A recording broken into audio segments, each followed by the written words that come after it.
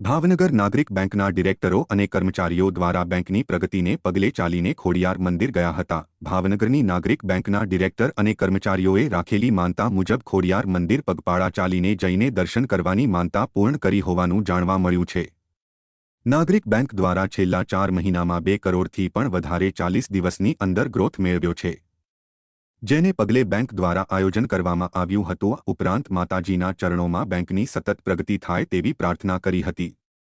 ખોડિયાર માત કી જય, ખોડિયાર માત કી જય, ભારત માતા કી જય, ભારત માતા કી જય, વંદે માતરમ।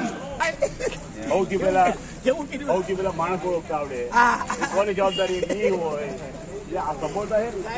નાગરિક બેંકનો વહીવટ દરેક શેરહોલ્ડરે અને ભાવનગરની જનતાએ ભારતીય જનતા પક્ષ પ્રેરિત જે પેનલ હતી, ભારતીય જનતા કાર્યકર્તાઓ બધા સાથે જોડાયેલા છે। જ્યારે અભયભાઈનું નેતૃત્વ છે ત્યારે બહુ સારી રીતે અમને આ જવાબદારી સોંપી છે। અમે જવાબદારીને સારી રીતે વહન કરી શકીએ એ માતાજી અમને શક્તિ આપ્યા છે। રિકવરીમાં અમે લગભગ આજે 3% ઓછા કરી શક્યા છીએ। આજે રિકવરી 8% હતી એનપીએ, એ આજે 5% એનપીએ થઈ ગયું છે। આજે વર્ષોથી વર્ધમાન બેંકમાં પૈસા બાકી હતા નાગરિક બેંકના, કોઈ લાવી નહોતો શકતો।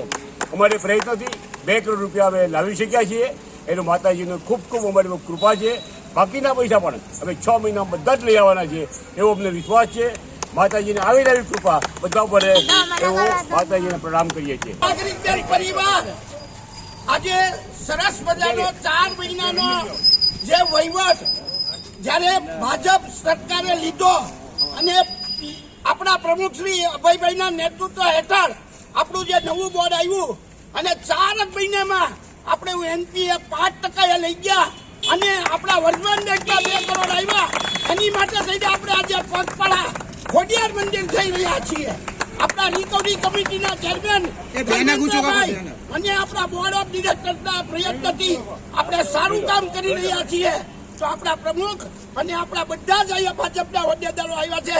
રાજુભાઈ રાબડિયા પણ આવ્યા છે, ગિરીશભાઈ, એમડી, પ્રભાતસિંહભાઈ, બધા જ આપણને અભિનંદન દેવા આવ્યા છીએ।